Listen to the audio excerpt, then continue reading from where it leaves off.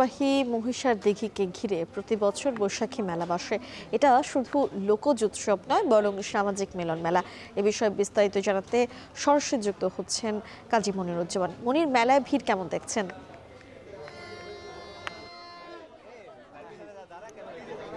মিম, আসলে আপনি ঠিকই বলছিলেন, এটি শুধু একটি মেলা নয়, একটি মিলন মেলায় পরিণত হয়েছে। আমরা দুপুরের পর থেকে দেখছি যে লোকারণ্য হয়ে উঠেছে এই মহিষার দিঘির পাড়ে যেই মেলা বসেছে, ঐতিহ্যবাহী মেলা বৈশাখী মেলাকে ঘিরে আমরা দেখেছি যে সব বয়সী নারী, পুরুষ, শিশু এই মেলায় আসতে শুরু করেছে দুপুরের পর থেকেই, এবং এই মুহূর্তে কিন্তু মেলা বেশ জমজমাট, কেনাকাটা এবং দর্শনার্থীদের ভিড়ে কিন্তু জমে উঠেছে। এবং আমরা লক্ষ্য করেছি যে এই মেলা মূলত গ্রামীণ মেলাগুলোই কিন্তু মিম বিশেষভাবে কোনো বড় গাছের নিচে ছায়া সুনিবিড় স্থানে বা কোনো নদীর পাড়ে বা বড় কোনো স্থাপনা যেখানে হয়েছে সেই স্থাপনা, ঐতিহ্যবাহী স্থাপনার পাশেই গড়ে ওঠে। এখানে যেই মহিষার দিঘিটি, এটি কিন্তু ঐতিহ্যবাহী একটি দিঘি, শরীয়তপুরের ইতিহাস, লোকজ সংস্কৃতির একটি অংশ হিসেবে গড়ে উঠেছে।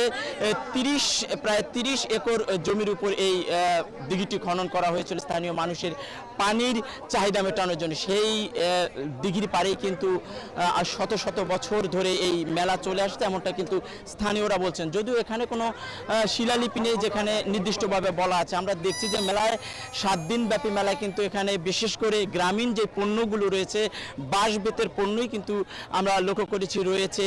এখানে ঢাকি, বেতের পুরা, পালা, কুলা, চালন, বাঁশের চালন রয়েছে। আমরা লক্ষ্য করেছি যে পোলো, যে মাছ ধরার পোলো, সেগুলো রয়েছে।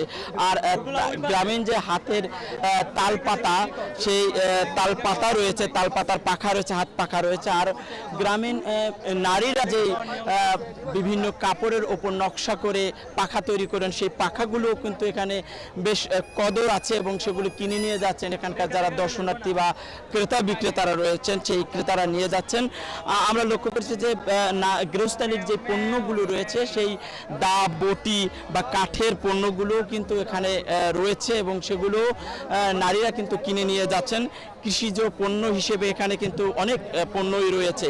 পাশাপাশি এখানে আধুনিক পণ্য রয়েছে, সেই মেলামাইন পণ্য বা নারীদের জন্য কিন্তু অনেক পণ্যই রয়েছে। আমরা কসমেটিক্স এবং জুয়েলারি পণ্য, পাশাপাশি শরীয়তপুরের যে মৃৎশিল্প, সেই মৃৎশিল্পও কিন্তু এখানে খেলনা ছাড়াও শোপিস বিক্রি করা হচ্ছে। আর শিশুদের জন্য তো নাগরদোলা বা বিভিন্ন খেলনা রয়েছে। আর দিঘির মধ্যে আমরা লক্ষ্য করেছি যে কাঠের যে নৌকা, সেই নৌকায় করে কিন্তু যারা দর্শনার্থী তারা ঘুরছেন। তো আসলে একটা আনন্দ ঘন পরিবেশ এবং উৎসব মুখর পরিবেশের মধ্য দিয়ে কিন্তু ক্রেতা বিক্রেতা এবং দর্শনার্থীদের জমে উঠেছে এই মহিষারের বৈশাখী মেলা। মিম, শরীয়তপুর থেকে সরাসরি যুক্ত হয়েছিলেন কাজী মনিরুজ্জামান। শেষ